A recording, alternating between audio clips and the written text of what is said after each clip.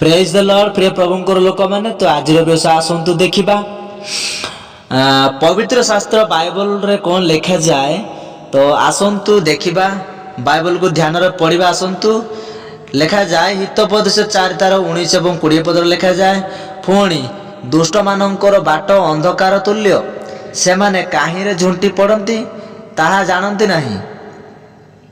तापर लिखा जाए हे मोहर पुत्र मो कथारे मनोयोग कर मो वाक्यरे कर्णडेर।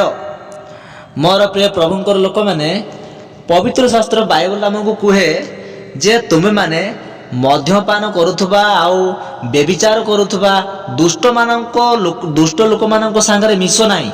जदि बा मिसुच तेबे सेमानंकु ईश्वरंको वाक्य कुह आउ ईश्वरंकर राज्य विषय से मानंकु कुह।